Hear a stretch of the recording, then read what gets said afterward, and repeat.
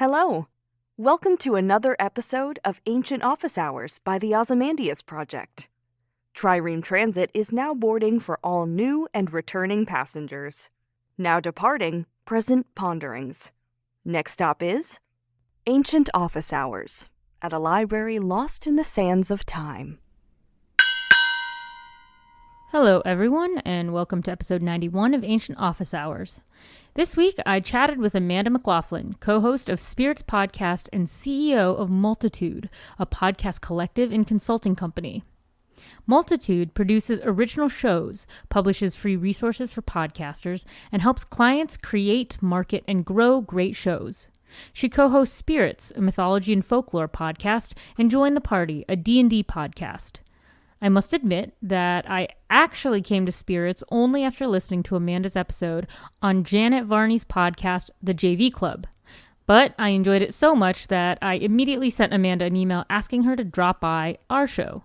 So, in this episode, we discuss her journey starting Spirits Podcast with her friend and co-host Julia, her favorite myths and urban legends, handling real history versus delving into ancient conspiracy theories, and she gives some great advice about entering the podcasting space. I hope you enjoy this episode, and if you like what you hear, please give us a 5-star rating and review us on Apple or Spotify. Thank you for joining me today. Super excited to have this conversation with a new friend of the podcast. So, can you please, since you are not an academic guest, can you please introduce yourself and just give us a short blurb as to what it is that you do and like your cool podcast? Yes, my name's Amanda McLoughlin. Thank you so much for having me on. I am one of the people who runs Multitude, which is a podcast collective and production company and ad sales agency based in North Brooklyn, New York.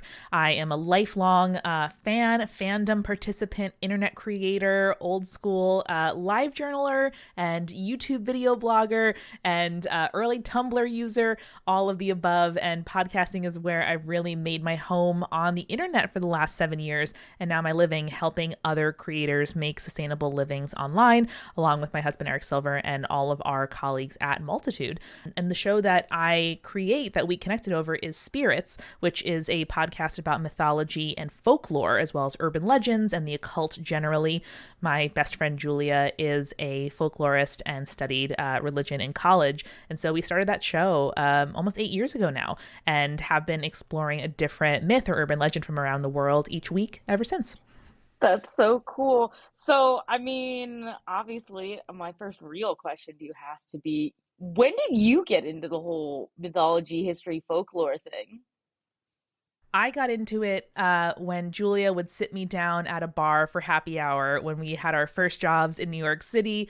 We went to kindergarten together. And so we went to separate cities for college and then reunited when she moved back to New York after school. And so we would meet up for happy hour a couple times a week, and she would talk about, how much she hated her job, and then all of the myths and legends that she was studying and learning about. And it's just fascinating to hear somebody you love talk about a thing they love. You know what I mean? That's the absolute best as far as I'm concerned, and the thing that has all my favorite podcasts sort of have in common. I am truly the lay person in the duo, and it's a role that I have come to really appreciate as a person who grew up as like a, know-it-all kind of person.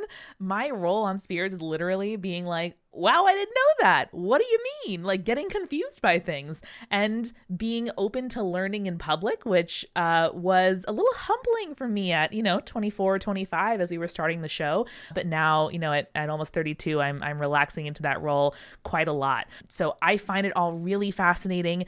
Growing up as a kid, I loved, books about fairies and fantasy and all of that kind of stuff. Half my family are Irish, so grew up with a lot of, tales of banshees and dogs on the moors and stuff along those lines, gremlins, fae. But it was just a general interest of mine. Julia's really the one who brings the academic rigor, and now we have some researchers as well, which is incredible, and bring their own perspectives. That's so cool. So I love how it like organically happened. So whose idea though was it to start a podcast, right? Because I do a lot. I feel like I've done a lot of complaining or whatever to friends because when I started my podcast in 2020, it was the same thing. I was like, I was not using my classics degree, and then I was like, I just want to like make people talk history with me, so that's why I did it. So whose idea was it originally? Julia, I think, it was like 60-40 Julia me is how I would probably describe it, where both of us loved podcasts. We listened to all kinds of shows and would, trade recommendations back and forth. She was commuting from the suburbs into the city. I was, had like a long bus ride to work every day. And so like a lot of people, we use podcasts to pass the time. And we really wanted to do a project together. In middle school, Julia was my beta reader for my fan fiction. In high school, she would run like her, Tumblr RPG blogs by me to like look at the CSS and like make sure the layout was right before she launched them. So we've always been collaborators, not to mention our extensive high school theater careers, which if you listen to Spirits, you will learn a lot about. But so both of us want to do a podcast for sure. Originally, we were kind of tossed around doing some scripted fiction, which takes a lot more work and at that time money that we did not have. And so we started asking, okay, like what's a version of a podcast we could do together that we think we could actually keep up. And that's where Spirits was born, where, just like we were meeting in the bar each week, chatting about our lives and stories, we would do the same thing. And the name is a bit of a pun. We have a drink and then learn about a different story from around the world each week. And we got an editor on board. I made the website. Julia sketched the logo literally on a napkin, and I sent it to a graphic designer friend, edited her resume in exchange for the logo, and the rest kind of snowballed from there. I love those stories even more right after I started podcasting because that sounds kind of like what I did as well. My friend is not a graphic designer, but she is an artist, and she was like one of my best friends from college that I met freshman year. So yeah, I was like, I have an idea. Help me with this. And she was like, okay, cool. So yeah, no, it was great. It's a lot of bartering, and especially when you're busy professionals, you're in grad school, you're doing whatever, like you don't have thousands of dollars to invest in like a professional logo necessarily. When you do, that's great. We've since paid that same designer, Allison Wakeman, her real rate to redo our logo for the 21st century, but it's a perfectly legitimate way to get started. And frankly, collaborating with your friends is a very fun thing to do, as I know I'm preaching to the choir here. So for me and Julia, we want to do a project, we want to stay in touch, we want to talk more regularly, figure out what our friendship looked like, frankly, after going to the same school every day for however long we go to school, 14 years? 18 years, is that right? No, 12 years. And non-grad school people, 12 years. And then being long-distance BFFs in college for 4 or 5. Yeah, no, that's truly the beautiful part. And that hits like every fiber of my being because I was like, I want to work with my friends. And then because all my friends did something super different for me, I was like, there's no way professionally that we would ever intersect unless we created our own way. So I was like, okay, there you go. I'm going to do it. So I created a way because I was like, yeah. And especially during pandemic times, you were like, well, everyone's in their house anyway. So, what could it hurt? Jumping on some Zoom meetings more regularly, exactly. Building. Okay, with your show Spirits, now you've told us a little bit about, what happens on it. Did it always start with the drinks? Was it more, let's just talk like we're chilling and let's learn about some history, mythology? Like, because I think it's a brilliant concept. But I'm also like, yeah, where did the drinks come in? Because I've tried to do something similar with a friend, but our thing is tea. But like, we always either never remember or we're just like casually drinking and then we remember halfway through and we're like, oh, wait, what tea are you drinking? So all of it comes through intentional design and then practice or testing. So for example, the first episode of the show is about Persephone and Hades. It's much shorter than our episodes are now. Now we tend to go between 45 minutes and an hour. That one I think is only about 20, which is incredible looking back on it. But we actually recorded that episode 3 or 4 times before we released the final version for a couple of reasons. One is we were figuring out how to translate our in-person relationship to one on the microphone. In our normal everyday life, I don't sit down like a good student and Julia says, here's the story today. And I go, thank you, Julia. Like that's not how conversation goes between two people hanging out, much less when we're drinking, much less in a bar, right? So we had to figure out, okay, the structure of the podcast, which is something that my husband Eric talks about and writes about for free, by the way. If you're a podcaster, aspiring podcaster, we have like dozens and dozens of resources, mostly written by Eric, but also some by me at multitude.productions for you to peruse. One of the most helpful things that we thought about back then was structure. So, it is a lesson. It is Julia bringing a story, me listening actively, asking questions, building in a break in the middle. And that's where we build in things like we check in about what our drink is in the middle of the episode when we do our refill, which was Julia's brilliant idea to have that be our little mid-roll break. We'll do our ad, we'll do our housekeeping, we'll talk about our book recommendations, whatever else it is, and mention the cocktail that she themes with each episode. Originally, we actually made it when we were recording in person in my apartment, and then later as time went on, we lived different places, the pandemic, etc. We will virtually make the cocktail with each other midway through the episode. But that was one of the reasons why it took so long for us to find our groove, is to figure out, okay, do we actually want to be drinking? And the answer is usually in the beginning, we had one drink as we recorded. More than that, we got incoherent. And there were only, I think, a couple. We had a lost episode with Julia's husband where we got too drunk because we recorded 2 episodes at her house that day. He was drinking throughout both, but we only drank during the first one. So by the time we got to his episode, he was like, I'm gonna tell you about aliens, guys. And it was truly unlistenable. So it's hilarious. It was that plus figuring out the mix of comedy to learning that we wanted to go for. And we decided in the end that a 50-50 balance is truly what we're aiming for. We want you to feel like you show up to learn and you have fun along the way, or you show up to hang out with us and you'll learn something along the way. Both we're happy with. And so figuring out the mix of like tangents to information, jokes to, straight facts, that came over time and took a couple goes to get right. That's really cool. I love hearing how people build their shows, especially when, you're dealing with something that could be quite academic in nature. And that's, I think, something that a lot of people in the field of ancient studies could learn about. Like, I don't know, I'm always complaining because when academics make resources, right? Like the joke is that, oh God, this is great, but like it's dense. It's kind of boring. It sounds like you're just sitting and listening to the world's most boring voiceover. So you're like, oh no, but how do you make this fun? Especially when you want to bring more kids into it. So I definitely am a huge believer in like interdisciplinary things. So like I'm always telling academics, you should talk to people who do more like content creation, media stuff, because they know how to make it fun and entertaining. And you can still get your knowledge out there.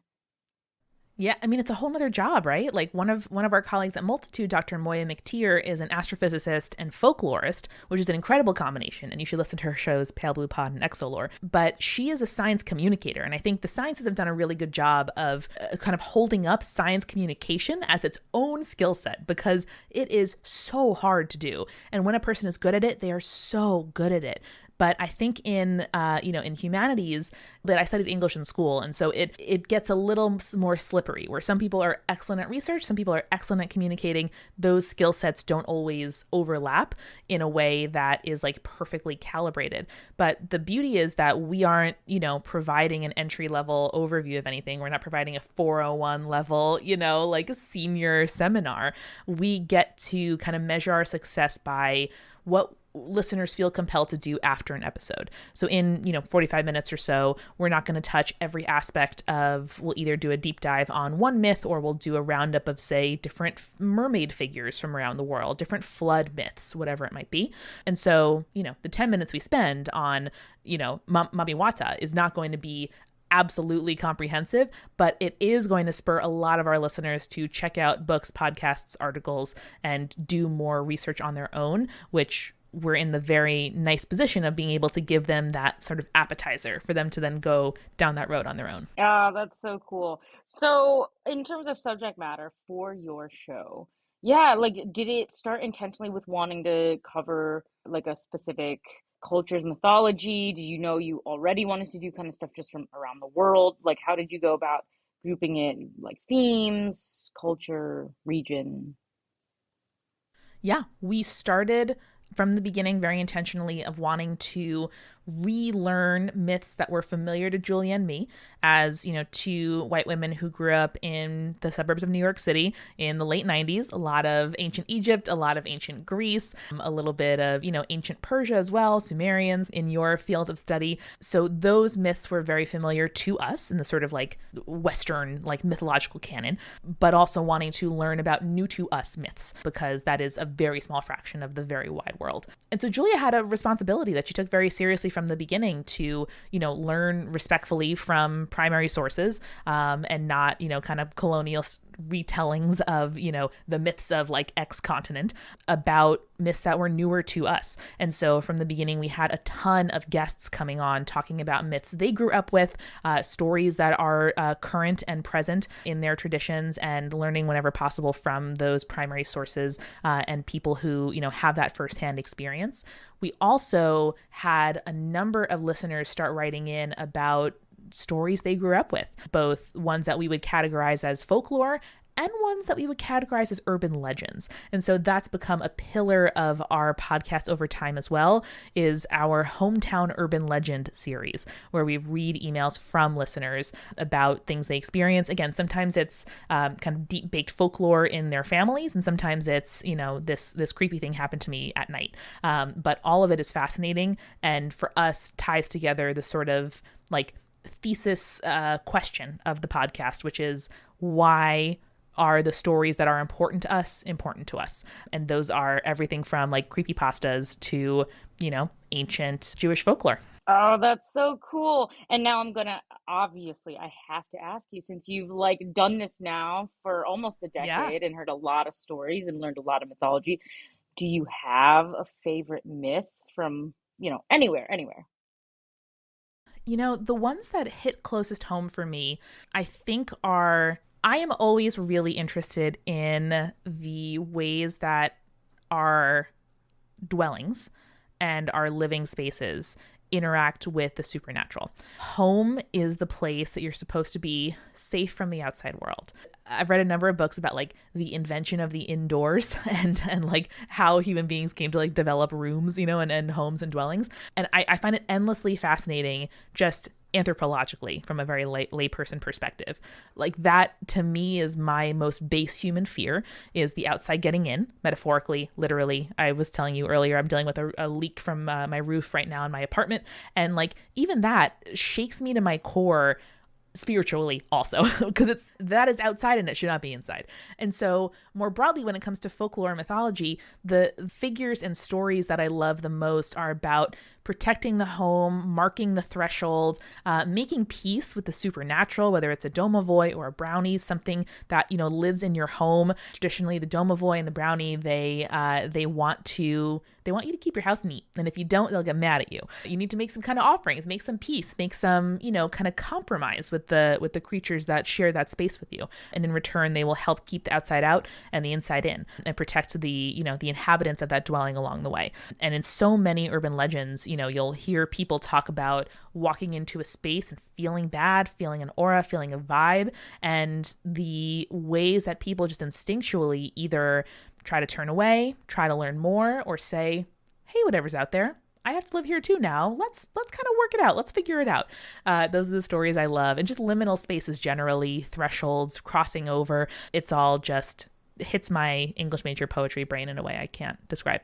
Oh my gosh, but I love that. Also, that sparks like a million different ideas. And I've talked to so many amazing people that I feel like now you should talk to them, because that's what they specialize in, mostly in, Send them our way. ancient Greece and Rome, but love ideas of liminal spaces as well. And that got me thinking. So have you talked about, or even just read on your own, books, stories, whatever, about the ancient Romans and their traditions of having larariums in their houses, which is like the family shrines in the household, because they thought that, you would have like, for every shrine there, you would have the household, like family ghosts living in your space, but they're there to protect you and not invade, but they're still like a ghost.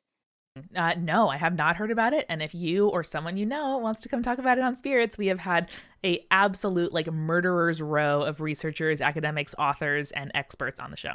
Amazing. Well, I feel like I'll have to send people your way, because I feel like if that's like your thing, right? you got to learn more about these because larariums are like wild. Because I also like, I don't think I have like a fear per se, but I definitely don't like when I feel like someone's invading my space because I'm kind of a homebody and I'm like, yeah, I like to just be alone in peace. So there's something about the idea of like, household spirits there to like keep you company, watch over you, and make you safe, but also like be floating around your space is, yeah. Incredible. Yeah, it's pretty incredible.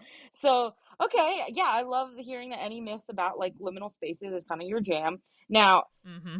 again, you've been doing this for a long time, so are there any fun, more urban legends that you really love?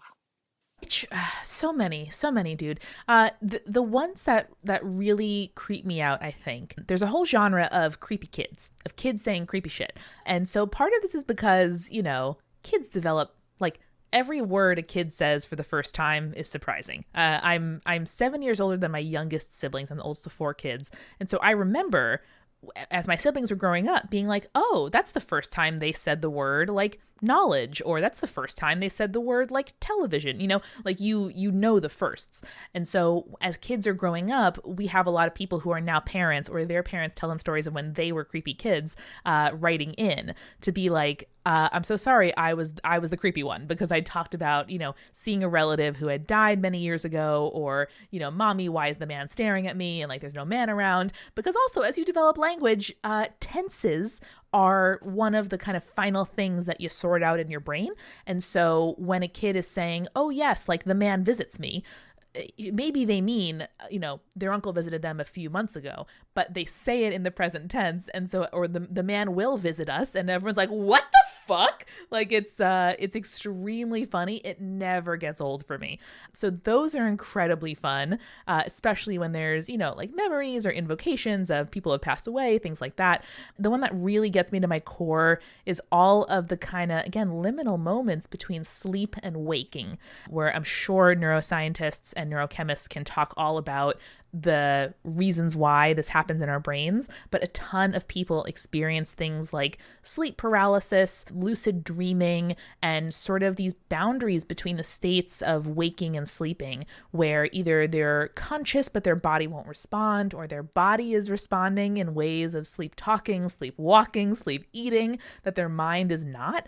And that kind of disconnect, again, hits close to home when, as human beings, we're scared of things like zombies and ghosts and possession, right? And like demonic incidents. We don't ever want to divorce our agency from our body. And we've explored that too from the lens of disability in fairy tales and folklore, where, very often that is a kind of like scary consequence or specter haunting a myth. And for a lot of people, it's their lived reality. And so it really gets at the heart of like, as people, what do we value? What do we fear? And what are we happy to kind of like foist that fear onto to try to pretend it won't ever happen to us, if that makes sense. Yeah, for sure. And I mean, you mentioned growing up with a lot of like Irish mythology and stuff, and that is one of the mythologies that I've gotten into. I mean, I took a Irish like literature and history course and Irish archaeology course when I studied abroad in college, but it was just like a short summer course. And I remember thinking, oh man, I wish like I could take more, but I had to get back and finish my classics credit, so I couldn't. But from what I remember, they have some really wild stuff. Like, do you have a favorite Irish myth or something from what you've learned or from what you grew up with? Yeah, so my family came over to the US from Ireland in like the late 1950s. So they were pretty recent immigrants to the US and immigrants from Ireland. And so they missed the kind of Celtic revival. So they didn't speak Irish. They didn't have a lot of like history of Ireland, like rich tradition folklore that like contemporary, schooling in Ireland really focuses on. And so a lot of it is practical.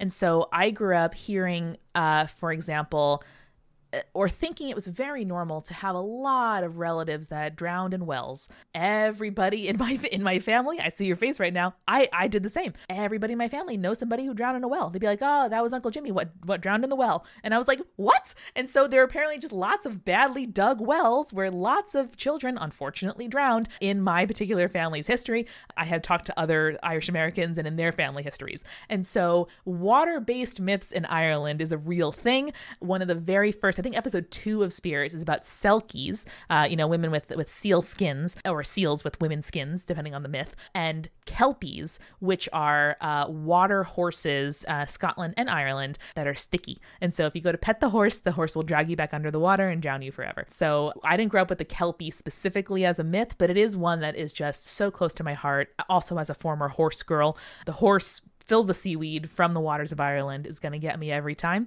So yeah, just generally fear of wells, water, and drowning, a good distaste of the English, and then also just a general respect for the fae and a general respect for not fucking with what's not yours. And so I think that's a good attitude shared by lots of people all around the world for lots of very good reasons. But I'll just sort of instinctively in the back of my mind, if I'm like, I don't know, driving past a abandoned mall and there is like one car parked in the middle of the parking lot, I'm like, don't touch the ferry car.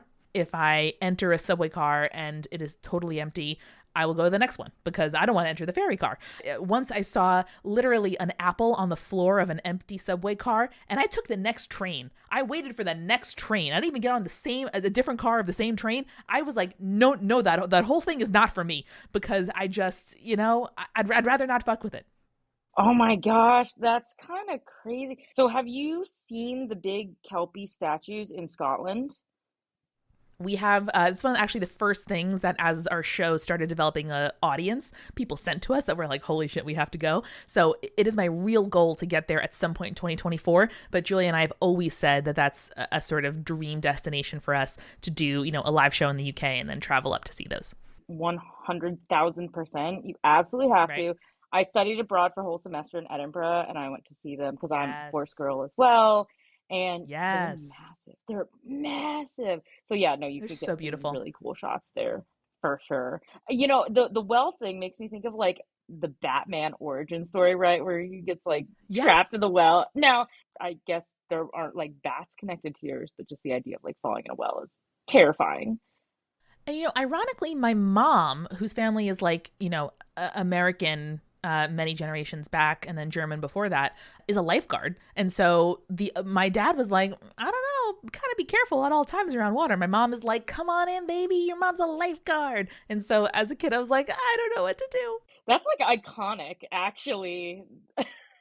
Yeah, I have a healthy respect for the ocean and water of all kinds. I feel like I know exactly what my limits are and I don't fuck with it beyond that.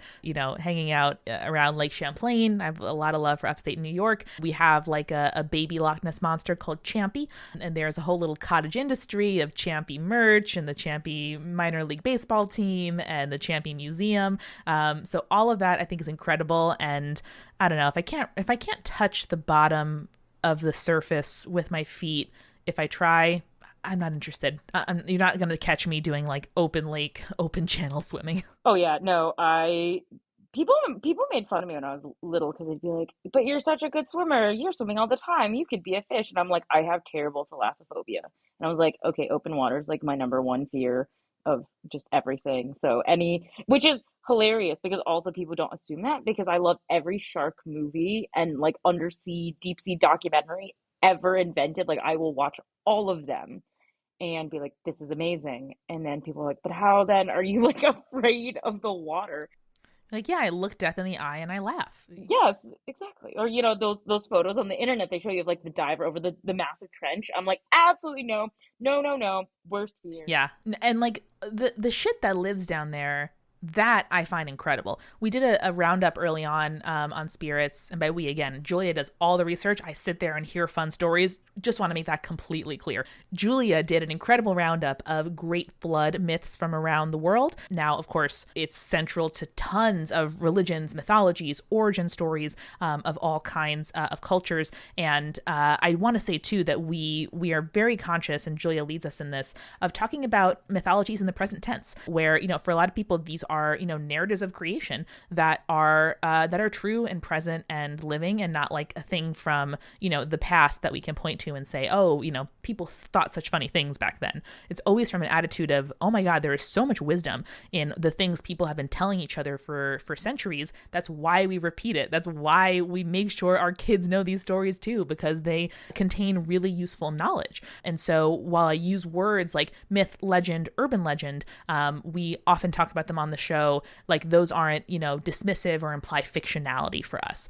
They really talk about, a present day history narrative story of, creation, explanation of the world. And so, yeah, like talking about those great floods, the depths of the earth or the ocean coming up to the top, and just generally learning about deep sea creatures, incredibly scary, and I love them so much. And every single story that involves an underwater society or something lost to a flood or something uncovered after a flood, it's gonna get me.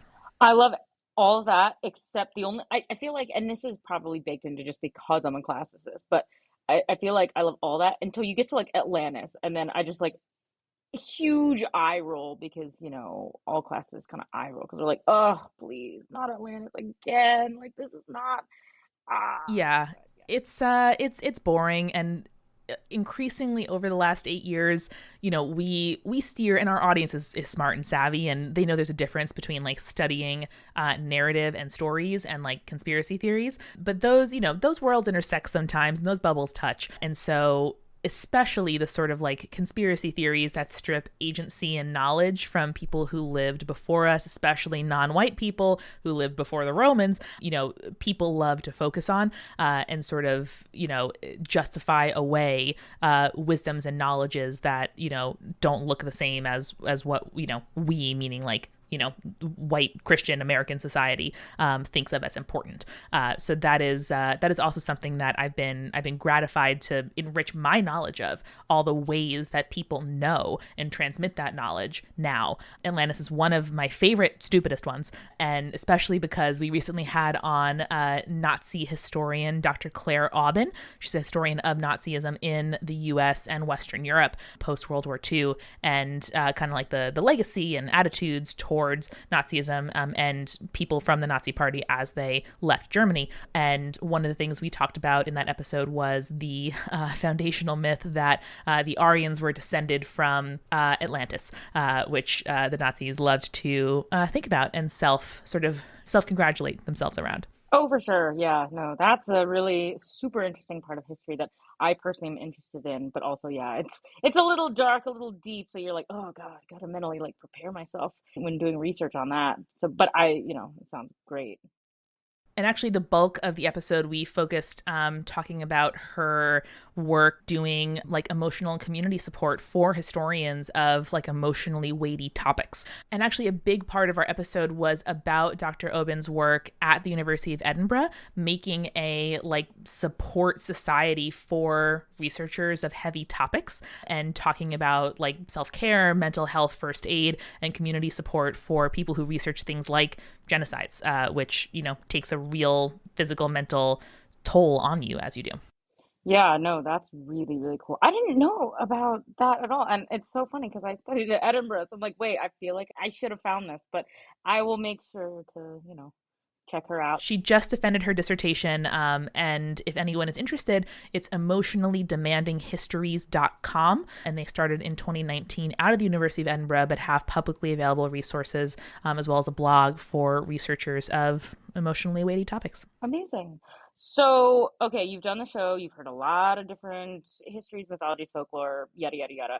Has doing the show impacted the way that you now watch like TV and film or read books, about like history and mythology and stuff? Because I know reception is something that I'm super interested in. And so I'm really curious to see, even for other lay people, like, yeah, does it, if you do any kind of research in that, yeah, does it affect you when you watch stuff? It absolutely has made me really tune into any of those aspects of books, movies, TV, podcasts, music. I pick up on a lot more references than I used to, classics and classical names, figures, places. And I am in, again, a very fortunate and like lovely position where our community of conspirators, as we call them, will point out to us and flag books, movies, rom-coms, TV shows that they think we'll love.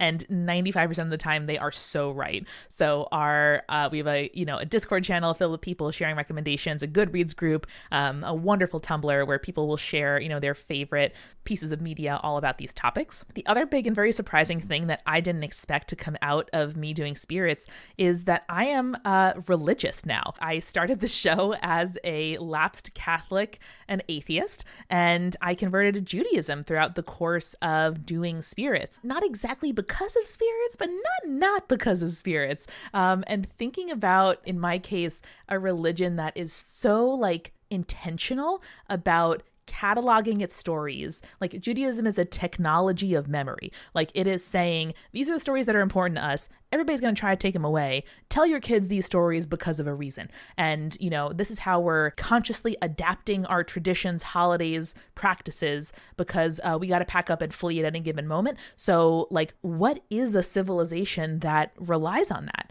And I have read so many books, like started going to synagogue. Like my belief in God, you know, remains but my interest and participation in the like religious society of Judaism is fucking fascinating, and I love it, and it's given a big like shape to my life in a way I didn't expect, and was really exciting to like reflect on and talk about on the show, because this is the kind of stuff I've been spending my job thinking about for the last 8 years. And it, of course, it's going to have an effect on your life. Oh, that's so cool. Well, I would say same. I grew up in a very reformed Jewish household. And so, yeah, we didn't really go to temple a lot, but then also, you know, coming into my love of history and community and stuff, yeah, it's made me really sort of grab onto the community, right? Because you want to go and just feel part of the community. So that's really cool. That's, you know what, it's funny because one of my best friends from college, we lived together in my last year, and she's Catholic and I'm Jewish. And we ended up, when we first moved in, we were like polar opposites of each other. She was like Republican rising star in the Missouri GOP, super Catholic. And here I am, like liberal Jewish Democrat from Chicago. And we're like, oh God. Okay, so we can't talk about like, We've been warned about each other. right. So we're like, we can't talk about anything. And then it was beautiful because through just like my love of history and community, we ended up starting to talk about me, like the Jewish stuff, and her, the Catholic stuff, from a historical standpoint, and weaving together the history of our peoples, of how they grew until they separated. And that gave us so much more like appreciation for each of our backgrounds. And I was like, yeah, I'm so happy I stayed Jewish. And she's like, oh my God, I'm so happy that I can be a better Catholic because I knew where we came from. And I was like, you know what? I am happy I did that for you. Incredible. Yeah. So I love these stories of like connection through the history and the mythology and the community. Those are sometimes some of the best things that come out of doing stuff like this. And so I got to ask, okay, you went through this journey. So do you have like a favorite mythology, ancient history, movie or TV show, book, video game, whatever, that you consistently point to now? I really love video game Hades. I am not a very advanced gamer. I love a cozy game. Stardew Valley is more of my speed. But my husband Eric has a great podcast at Multitude called Games and Feelings, where they talk about the human side of games, people who make them, people who play them, and the feelings that come up as you do. And so watching Eric play Hades was incredibly fascinating. It's a beautiful game. I think it does really smart and interesting stuff with its depictions of the figures that it depicts, the different like tie-ins to the like the weapons and the boons and the curses. All of them have mythological grounding in a way that really rewards people who kind of know that Greek mythological pantheon. And it's simply a beautiful game. So if, like me, you are not super savvy and, you know, the idea of like picking up a video game as an adult that you've never played before startles you, you can go to YouTube and watch people play it through, like playthroughs. One word of video games are a wonderful way to experience the art form if you yourself can't participate or don't want to. Oh, that's awesome. It was so funny because I definitely was expecting you to be like, oh yes, I love that one scene in Titanic where you have the Irish mom telling her kids about the land of Tir na Nog. Like, sadly, I hate how that's like where it is in the movie because it's going down. But you're like, they're talking about Tir na Nog, and then like if you know, and you're like, oh, yeah, this is like the best mom ever. She's like preparing them for this magical realm. I mean, also the Rugrats Passover episode, I'm legally obliged to say, so good. Wait, do you like their Hanukkah episode too? Yeah, I really do. It's really good. I was gonna say, does that extend to like also loving like the Simpsons episodes that they did? This is my third year being Jewish, so I think this Hanukkah I'm gonna have to like think about all of the. I'm gonna have to do like a little tour of other TV shows and episodes in the Hanukkah specials. Okay. Well, then I'm gonna suggest this to you and for the rest of my audience. If you choose like a fun kind of, kid way to learn, but like it's super chill. I grew up with my mom was into radio and voice acting and like theater. So she was the all Cute. creative person. So she was obsessed with Sherry Lewis as one from the 50s was when they grew up. Yes. And so I don't know where she got it, but there is Sherry Lewis Hanukkah and Passover the specials. I have like the old VHS tapes. I think there's like a version you can buy on Amazon. It's like a 2 disc DVD something, Yes. but it's Sherry Lewis Passover and Sherry Lewis Hanukkah, and they're so cute because essentially what you have are Sherry and her puppet friends, And Lamb lamb chop. Yes. Puppy and Charlie Horse, teaching you like the kid basics of these Jewish holidays. And it's super fun. And you have like Hush Puppy eating matzah by the gallon. And then they teach you, they like converted a bunch of like traditional Christian stuff and then put it in a Hanukkah. So like they sang to the tune of the 12 days of Christmas, the 8 nights of Hanukkah. It's like the exact same melody, but it's Oh, all that's cute. Jewish stuff. And it's so cute. So I showed it to my like super Catholic friend and she was like, these are so cute. Oh my God. Love it. So if you can find it, I highly recommend watching both because they're amazing. The DVD is available on Amazon. You're exactly right. See, I knew that only because I ordered them because I was like, well, I'm not gonna have a VHS player the way my mom still does. She still has like the combined VHS on one side, DVD on the other. So I was like, oh God, okay, well, I'm not gonna always have this VHS player, and I don't know if I want it. So I need something a little more concrete. So yeah, I bought myself Yeah. the discs. I did just buy a like an external DVD CD player slash burner because I have no more technology that can do that. And I am, again, fandom kid. I am very used to like clicking the bookmark of a favorite fanfic and it's gone. So I got in the habit of like PDFing and double backing up and like uploading things early that I like. So, it is crucial to me that I have access to my faves in physical media form. And that's something that, working out in these streets as a digital content creator, I can't quite turn the sort of professional paranoia all the way off in that sense. Oh, for sure. I know. It gets like worse because like the more you know, you're like, okay, now I gotta think and account for this and this. And we never Uh-huh. know. Like all those like servers in Silicon Valley could one day go dead and then I need my things. Exactly. It's a real fear. Anyway, back to your show, which is super awesome and interesting. So you've done it for 8 years. Do you plan to just kind of let it run for as long as you guys can take it? Or like, is there some bigger overarching sort of arc where you foresee a point where you would stop? It's a really good question, and we ask ourselves this question regularly. It's another thing that we recommend lots of podcasters do and kind of talk people through doing, is talking about what would make it not fun anymore, what would make it not sustainable anymore, what would be the circumstances under which you'd want to stop.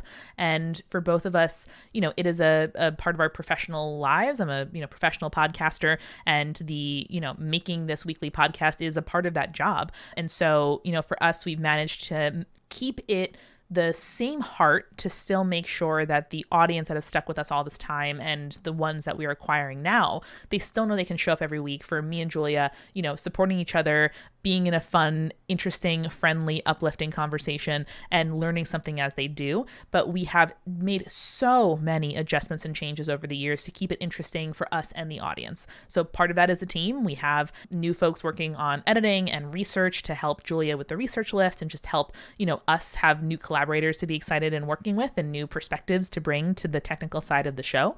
And we've also started doing some more broader series. So we began with It's All Greek to Me as we went through the kind of fundamental figures of Greek mythology of Mount Olympus. And then we did Norse, of course, was the second one that we've just wrapped up, going through, again, primary figures and events of ancient Norse mythology. We have our 2024 one picked out. I will let Julia reveal that when she chooses. And so we'll sprinkle those episodes in, along with our guest interviews, urban legends, other kind of trope or roundup eps. But I mean, just generally, we're having a ton of fun. We just did a bunch of Shakespeare, supernatural Shakespeare episodes talking about ghosts, myths, and the supernatural in different Shakespeare plays. So it is something that we love, and we are trying hard to make sure the show evolves with us. The things we were interested in talking about, the just like things that have happened in our lives. Both of us have come out as queer, gotten married, moved into like new phases of our lives throughout those 8 years. And it's a really beautiful thing to do that with someone that you really trust and love, and have the audience do so, come on that journey with us along the way. So, at some point, if it's not fun or sustainable or, making us happy anymore, then that's the answer. But I think that is many, many years off.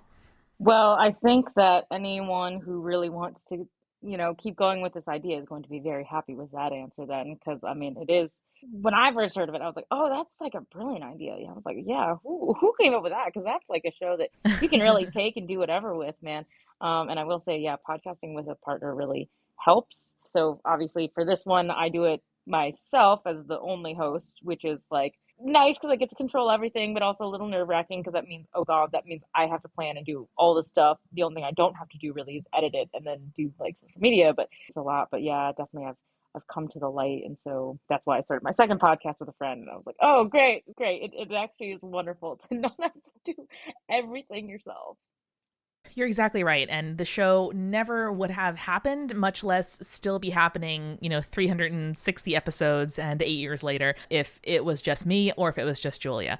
Being able to, lean on each other, communicate with each other.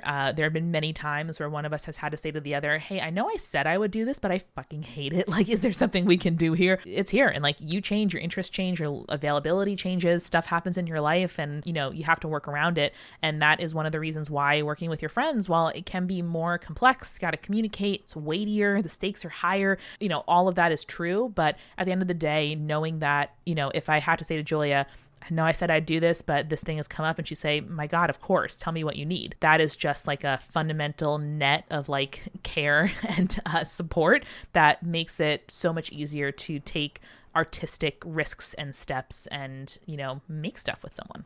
For sure. And it's impressive that you've been able to keep it going, the two of you, but also even more impressive that you've like taken it from like a side passion project and been able to like make it into a career, a job, and even, profitable and bring people in. And so I'm kind of curious because most of the time when I interview people who do sort of, mythology, ancient history podcasts, we're small to mid-size. There's very few that make it big. And so normally I ask, what does success look like for your show? And usually the answer is some sort of, yeah, well, if I can reach people and, even make a little bit of money or do something, that's kind of it. But for you guys who've been able to turn it into something bigger, yeah, what does success look like for you guys going forward? Yeah, I mean, the first step was be able to pay our editor and pay ourselves back for the single Blue Yeti microphone we bought for, at that time, probably $75 on Amazon. And then it was, holy shit, if we could get sort of reaching each week more people than were in our high school class, like that would be insane. And then we started getting emails about people wanting to, cite our episodes in their research or talk to us for graduate work or, hey, you've inspired me to make a project with my friends. All those things are absolutely incredible. And then the point came where it was like, hey, I hate my job. Julia was burning out quickly of hers as well. And, if we can make this a career and work for ourselves instead of bosses who don't understand us or, doing jobs that don't feel close to home and don't have any kind of impact, then that's what we want to do.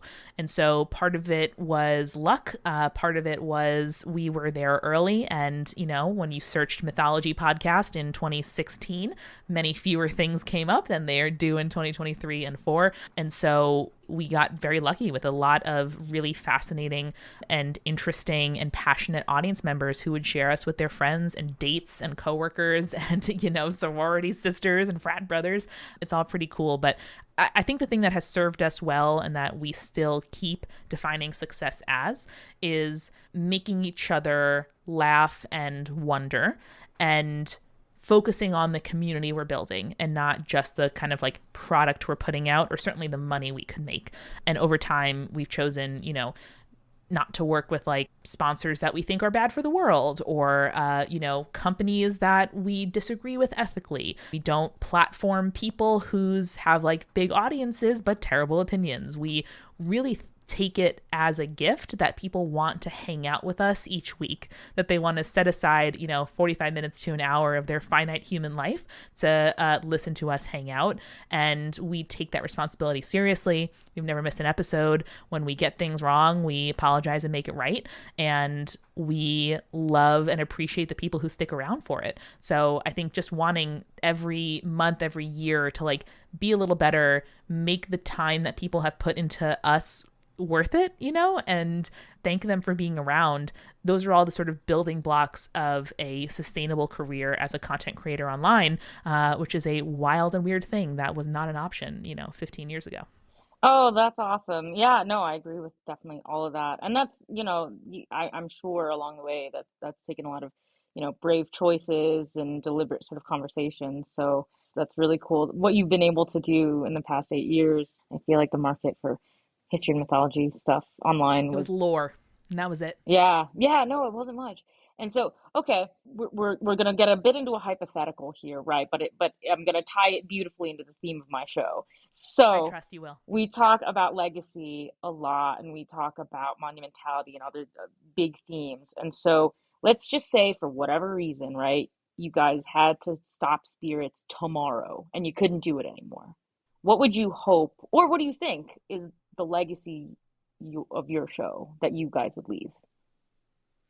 Yeah, I think we have a fundamental respect for the knowledge of people who came before us, a fundamental curiosity about the world, and we take real comfort in knowing that no problem is truly unique, that any anxiety or worry or issue or question, looking up at the stars and thinking, how did they get here? Looking down at the ground and thinking, where'd that grass come from? Like all of these questions make me feel so connected to the people who came before me and so connected to the past, learning, that learning something as small as like Cerberus is called Spot. And people have been calling their dog Spot since the absolute beginning of time, right? Like just those little things make me feel so connected to the past, make me feel that history is alive. Something I really appreciate about your work and your shows as well, that people who came before us were not a bunch of dead dummies. They were, had vibrant, interesting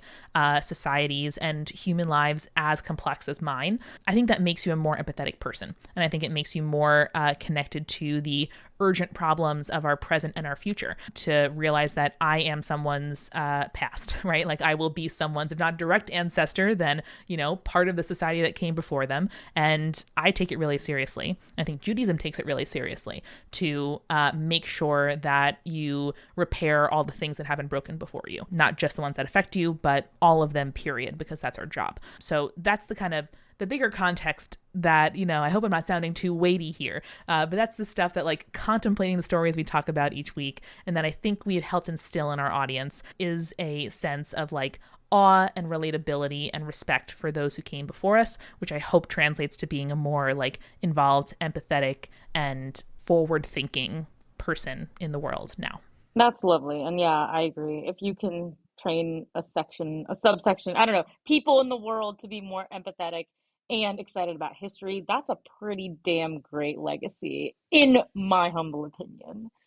Thank you. I think we've also done a lot for bisexual representation. So a lot of kids have learned that loving crystals and rocks as kids, maybe you are bisexual. And if you are, you have a very welcoming community over here on Spirits.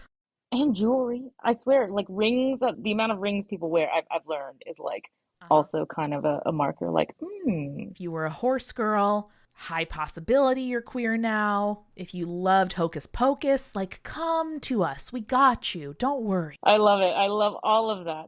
So, kind of sticking with our legacy theme here, at the end of each podcast episode, I have every single guest read Shelley's Ozymandias poem. And so, after you've read it, and this is meant to be a nice cold reading, I would love to know what your thoughts are on the poem. And, I think this is going to be really interesting also since you were English major as well. This poem has been referenced in pop culture a lot, and people seem to really like it and have strong opinions. It's evocative nature. So yeah, I'd be curious to get your thoughts on the poem after our nice cold reading of it. Love it. My favorite thing to do when a little bit tipsy is recite poetry. So I've not been drinking for this interview, but maybe later I'll treat myself to a cocktail after work and do it again. Ozymandias by Percy Shelley. I met a traveler from an antique land who said, "Two vast and trunkless legs of stone stand in the desert. Near them, on the sand, half sunk a shattered visage lies, whose frown and wrinkled lip and sneer of cold command tell that its sculptor well those passions read which yet survive, stamped on these lifeless things, the hand that mocked them, the heart that fed. And on the pedestal these words appear, My name is Ozymandias, King of Kings. Look on my works, ye mighty, and despair. Nothing beside remains. Round the decay of that colossal wreck, boundless and bare, the lone and level sands stretch far away." Good stuff, man. My first observation here is I love a frame narrative, and something that I don't think I ever realized about this poem, which I've heard referenced often, is the perspective of the teller is, I met a traveler who said, and then told me this beautiful image. And that's very unusual in a poem. It's not very normal to say in a poem, hey, poem here, this guy said something cool to me once. Normally it's, you as the poet take credit and say, look at this mighty image. But no, this is really talking about legacy and perspective. And we don't just have the perspective of the person encountering this statue, but person telling you about an encounter they had and the image that stuck with them, which now is sticking with us, which now Shelley has immortalized in a poem, which I think is incredible. And I mean, that's just the first line and a half. And just standing there, picturing the man recounting to the poet the image that he saw of someone who was once so literally big and bold that they could look over the world and say, this is mine and I'll be remembered forever. And, now that kingdom is a kingdom of sand, I think is absolutely fascinating and cuts at the heart of what all humans want and fear, I think, but also lust after, which is to be known and remembered, and all of the vulnerability and potential for loss that comes with having something big enough to kind of commemorate. I love that you nailed this right on the head. That is a wonderful, succinct description of the poem. And you didn't even have to be an ancient history major to get that, which I love. But I do also appreciate that English sensibility that you've brought to it, because people who Thank you. read poetry all the time, And you know what? It's always incredible to me how Shelley manages to write such an evocative thing in 14 lines. Come on, sonnets are hard. I don't know. This is a sonnet, right? Yeah. I was I don't know if you've tried to write your own sonnet. I had to Brutal. as a project in school or something. I was this is so hard. I can't do it. I can't. And even if I could do it, I was it's probably shit. It's probably terrible. So I was you have 14 lines to write something that itself will last forever. Good job, Shelley. Although it's interesting to remember that Shelley himself was writing this poem after he knew, because he wrote it in 1818, so we know what was happening at the time. He's writing this poem about a statue of Ramesses II coming from Egypt, and Ozymandias was just the Greek name. The statue. Yeah, the Greeks loved to rename shit. Oh, they did. I know, and we still use a lot of the Greek names these days. So I'm no, stop that. Use the original name. They're lovely. But yeah, so we knew that the statue was uncovered, and we knew that it was going to be shipped to the UK to be put in the British Museum. And he was so inspired by this that he wrote this poem. So I was interesting. There's colonialism, of course, in everything. So, it definitely changes the way that I think about it. Because then I'm there's the political dimension. Yeah. One of my most favorite places in New York City is the Temple of Dendur in the Metropolitan Museum of Art. a Roman period temple from Egypt, about 10 BCE is the date on that. But it's been, kind of lifted whole cloth to New York City. They claim, but it is the museum making the claim that it was, at risk of falling down and flooding. Who knows? Ultimately, I think most things should be repatriated. But the way they installed it in the museum has like a kind of simulacrum of the river. They have some site-specific photographs from, where the river was oriented to the temple. They have a little bit of landscaping to sort of approximate reeds like you would find there. And you really get, with like this beautiful kind of wall of windows and a reflective ceiling, the feeling of, openness and vastness and, the stone blending in with the sand around it. So it's a mix of that and Planet of the Apes that comes to mind when I read Ozymandias, and imagine this, I'm picturing the statue sort of like sunk up to its chest, askew slightly, like looking over a sea of sand, which I think that's a metaphor for human experience, is it not?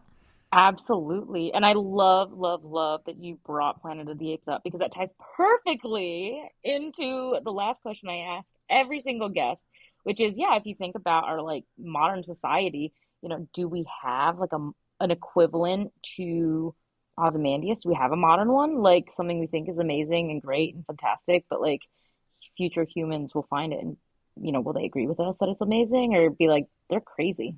I recently referenced this on Spirits. Let me try to find the name of it. All right, so I'm not like an art bitch. I'm not that smart about or experienced with like contemporary art, but I had the great fortune, two of my very best friends, one is an Orthodox Christian researcher and like polyglot, the other is a soon-to-be Catholic nun, and the three of us super close, which is an incredible fact of my adult life. And we went together to Ellen Harvey's exhibit at the Corcoran in DC, which is called The Alien's Guide to the Ruins of Washington, DC. And it sort of took the perspective in, art and like models and paper of, if somebody aliens came to Earth and looked at, the ruins of Washington, D.C., all the different like columns and buildings and roads, right? Like what would they conclude? And part of it was we loved cars. Part of it is we love monuments. And so that really, she characterized the different styles of column as boring, frilly, and very frilly, which is just the thing that sticks with me just in my life. I highly, highly recommend, Corinthian who? Nope, it's frilly and very frilly. It's so fun. And so I think a lot about kind of what our built environment says about our priorities. And as someone from the suburbs of New York City, specifically from the kind of like wreckage of Robert Moses's career in New York City, one of our fundamental builders on the subject of the Pulitzer Prize winning biography, The Power Broker, our society in the US at least is a testament to the car and being inaccessible to those who can't afford or use them. And so that really interests me. I think our belief and raising up of like the myth of individualism, of frontierism, of, these kind of like echoes and hangovers of, colonialist manifest destiny on land, on others, and on just like the ability to conquer and needing to have a road that somehow someone built and paved, but no one's ever been on it before. And I get to ride on it, right? Like into the sunset on my own. That is the sort of like myth that we hold up that I think even folks who try really hard to be conscientious and kind of update their thinking and their dreaming, like that is a thing specifically for Americans that is really impressed upon us that I hope we actually do let go of. And I hope that looking to indigenous wisdoms and local involvement leads us to focus more on the inward, on the settled, on the interdependent, as opposed to the fantasy of picking up and driving away and everything being fine in society if everybody does that at any given time. It reminds me of something that comes up on the podcast that I feel like I've talked about with other people as well. Yeah, like if we were to disappear and then what would aliens find? My answer usually is pretty funny because I say, oh, they're going to find like the statues from Disney World and they're going to think that our big benevolent God is a giant mouse in overalls. What will that say? Exactly. Or like plastic or Bermuda grass. Like there's a lot of very specific things like, the asphalt that'll then be clawed over by grass. I think the pandemic has changed a little bit my relationship to those kind of apocalyptic images, but it's fascinating. And again, I think anyone who contemplates legacy, you look to the past, you got to look to our future and kind of see how our own society would be commemorated and memorialized and understood.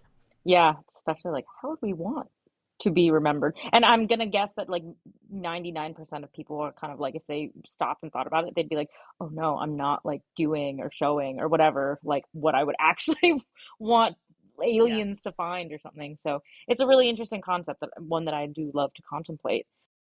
me too. And, again, we cannot evangelize as Jews, which is good, and as it should be. But we are recording this a few days after Yom Kippur, which is literally a holiday that says, hey, you're going to die one day. I want you to take 25 hours. Just kind of practice how that will feel.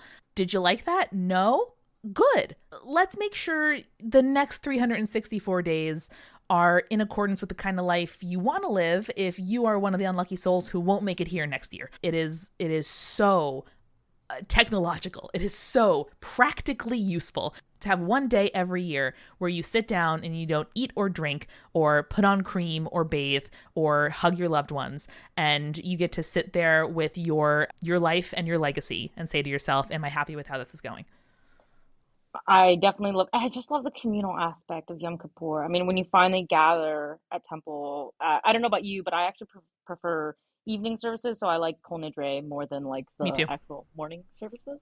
We had a But cello. It was sick. oh, dude, that's so cool. Our temple's quite traditional. Actually, I was actually home visiting my parents, and so Chicago, it's a completely different vibe than LA. Oh, So, yeah. but yeah, so I was home for the holidays, and that was fantastic. And yeah, no, it's a wonderful community thing that you gather everyone for the Day of Atonement, and you're like, okay, we're not like the Catholics. We can't just like show up to confession whenever we want. We don't like whoosh it away once a week. Yeah. Right? And I was like, that's I think one of the things I appreciate most because I'm like, you have to be so on it because you're like, I get one day, man, one day. You know, what I could do if Yeah. I could just be like, slate's clean every week or multiple times if you're like really feeling guilty. I'm like, that's not fair. Yeah, I mean, you could go like twice a day if you really wanted to confession. But yeah, you're right. And like it explicitly says like in the liturgy, this is about you and like yourself and the world and God and stuff. But like if you've wronged someone else, this day doesn't make it better. You have to go to them, apologize meaningfully, and do something to make it right, which is a fundamental attitude of forgiveness and like social responsibility that I find so worthwhile. And like the world building into the practice of which is so smart. The spiritual technology of it is so smart and intentional that's the kind of shit that I don't think I ever would have realized without 8 years of like a mythology and folklore podcast until I showed up to like Judaism 101 class to be like, oh yeah, no, the technology of like only being able to like say prayers for the dead in a group of 10 because when you least want to be around fucking anybody, that's when Judaism knows you need to the most. And so they make you go seek community in the moments when you probably least want to. Like, oh, someone smarter and wiser than me from many thousands of years ago made a good choice and I'm going to like listen to it. Oh yeah, no, could not agree more. I love everything about this. And actually, I did lie. There's one more question I'm going to formally ask you, and that is, Hell yeah. where can people find you?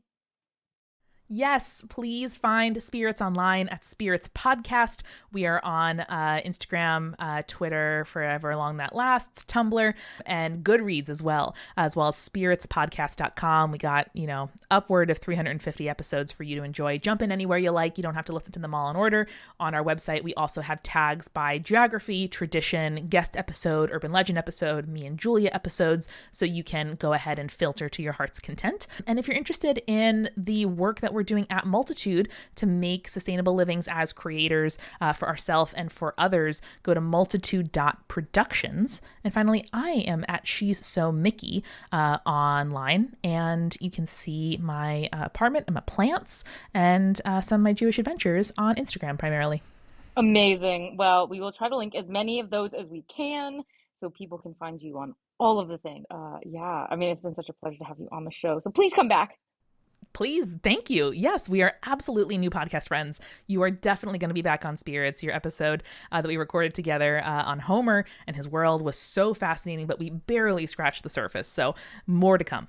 Amazing. Aw, that was so fun. Trireme Transit is now departing ancient office hours. Next stop is Present Ponderings.